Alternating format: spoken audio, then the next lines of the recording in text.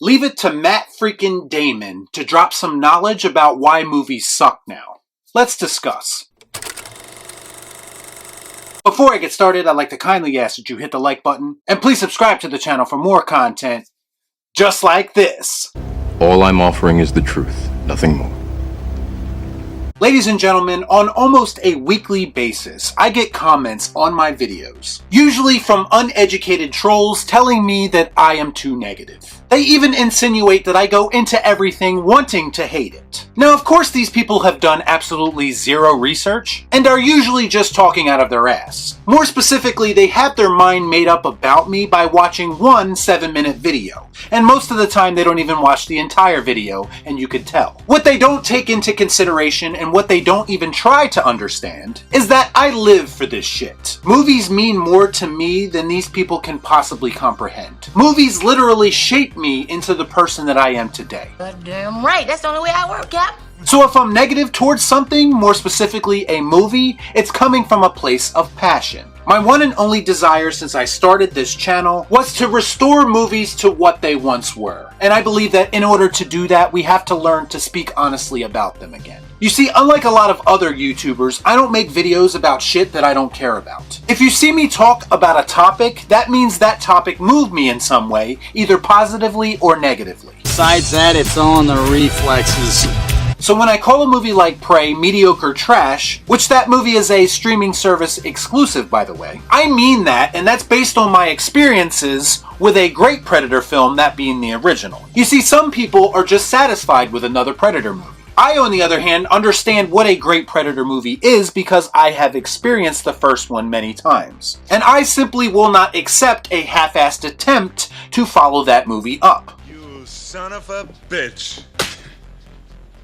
I realized a long time ago that if we're ever going to have great movies again, then I think we need to raise our standards as an audience. We cannot be satisfied with mediocre or mid-entertainment. And we also shouldn't be making excuses for it either. I understand that shills got a shill, but this channel right here is what I consider to be a no-shill zone. Simply because I know that Hollywood can do better, they just choose not to. Fuck me, right? So why is it that they don't quote-unquote make movies like they used to? I think there's a combination of factors, which I will address of course. But first I'm going to let someone inside the Hollywood inner circle explain it to you from their perspective. The DVD was a huge part of our business, of our revenue stream, and technology has just made that obsolete. And so the movies that we used to make, you could afford to not make all of your money when it played in the theater, because you knew you had the DVD coming behind the release, and 6 months later you'd get all, a whole nother chunk. It would be like reopening the movie almost. And when that went away, that changed the type of movies that we could make. The idea of making $100 million on a story about like this love affair between these two people. Yeah, I love everyone in the movie, but that's suddenly a massive gamble in a way that it wasn't in the 1990s when they were making all those kind of movies, the kind of movies that I love.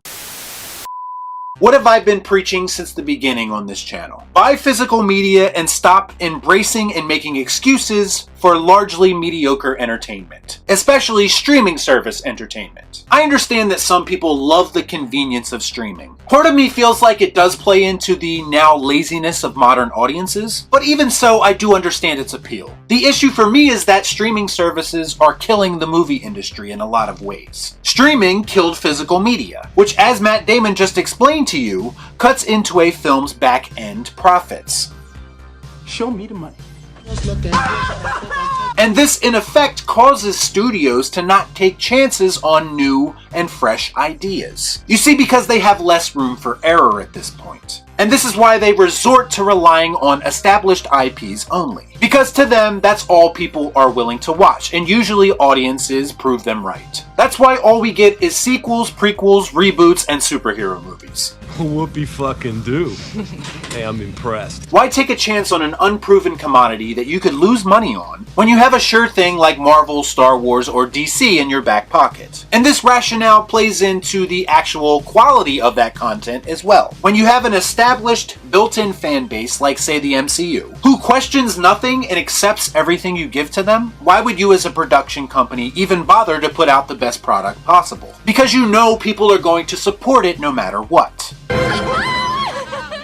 I buy that for $1. So why put any kind of resources into it? And that again circles back to the streaming service mentality, and this idea of quantity over quality. Streaming services just want content to justify their subscription fees. This is why companies like Netflix seemingly greenlight every single project that comes across their desk. Quality doesn't matter when your customers are already sitting on their couch conveniently scrolling through everything that you produce. And they are literally looking for anything to watch and will watch anything. And then when they turn it on because they're at home sitting on their couch, they probably aren't even paying attention to it. So that I may talk. Squirrel! So when you have a situation like this where the audience really isn't concerned with the substance of this content, the quality of the content will reflect that. And people need to stop acting like they don't know this is exactly what's going on. Instead, they defend shit content that has zero cinematic value, and say that the people who are actually paying attention, like myself, are toxic because we call that shit out. Move this man! To me, the entertainment industry is at an all-time low creatively. That's not to say we don't find hidden gems from time to time while we're digging through the pile of shit, but that's why if you actually watch some of my positive reviews, which I know some people don't, I'm actually really excited when I find one of those hidden gems, because they are so few and far between. I say this all the time and I'll say it again here. It is not up to me as a customer to feel obligated to support something unconditionally. It's up to Hollywood to impress me and make me want to watch their content. That makes sense. That's their job, and right now, for the most part, they aren't doing that. And if we're going to change that, then we need to act differently as an audience. So I encourage people to buy physical media, to support movies that you feel deserve your support. That is, if you can actually find anywhere that still sells physical media. When you buy those DVDs and Blu-rays, it sends a message to Hollywood. And that message being that you want more media just like that. It's good to be the king. Hail to the king, baby.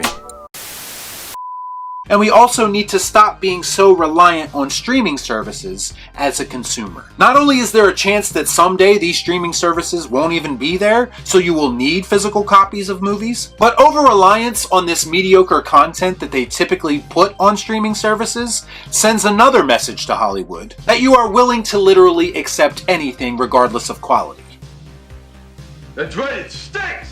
Support independent creators, support original ideas, and maybe one day movies can once again be what they once were. Or just keep consuming shit, and that's exactly what we will get fed to us. The choice is yours. Y'all be cool. Got on.